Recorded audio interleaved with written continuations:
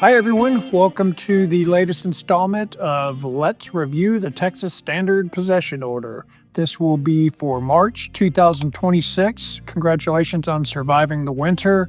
Welcome to spring. All right, here we are looking at the March 2026 calendar under the Texas Standard Possession Order. Custodial parent, you are in blue. Non-custodial parent, you are in yellow. We'll start with the Thursdays. Let me give you a caveat here before we get too far into this. Spring break is a tough one in March because I don't know when your kids' spring break. All right. I go by the Richardson Independent School District calendar. Their spring break is the 16th through the 20th. So that's what this calendar reflects. I will make a notation here in a minute and I'll move this around for the 23rd through the 27th and do that in just a second. But as it stands, if the spring break is the 16th through the 20th, then non-custodial parent, you are going to have Thursday the 5th, Thursday the 12th, and Thursday the 26th of March for your Thursday periods of possession. And you'll notice I didn't say the 19th because that is a holiday possession and it overwrites weekends and weekday possessions. So it doesn't technically count as a Thursday possession, even though you do have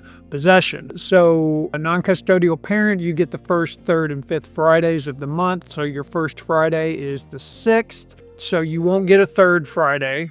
Even though you will have the child, as I just said, it's not technically counted a Friday. And you're also going to get the second Friday, although it's not technically the second Friday.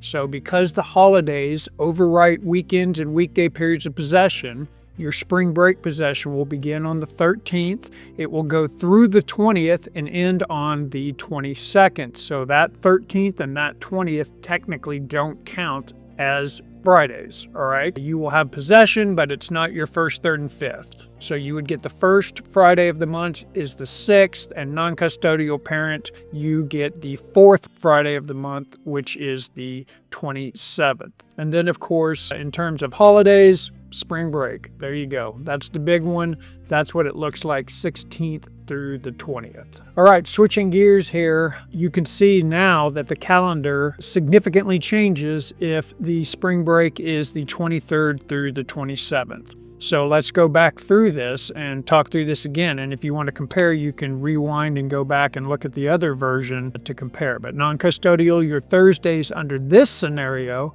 are the 5th, the 12th, and the 19th of the month. Your first, third, and fifth, you would get your first weekend period of possession, the first Friday weekend period of possession. We know they're measured by Fridays. So your first Friday is the 6th. Custodial parent would get the second Friday, which is the 13th. But the non-custodial parent would get their normal third, although we're not counting it as a third Friday. So it is just spring break. And then there are no more weekend periods of possession. And then non-custodial parent, you can see that your spring break possession would then go through the 23rd through the 27th, ending on the 29th. And then custodial parent, you would get the rest of the month from there. So basically what has happened, custodial parent, is it flips your fourth weekend up to the second Friday of the month rather than using the fourth Friday of the month. All right, I apologize. I mean, it doesn't get any more confusing than March, and that's just how it is because the problem is there could be multiple spring breaks, so it's really hard for me to put that into a calendar graphically so that y'all can see it.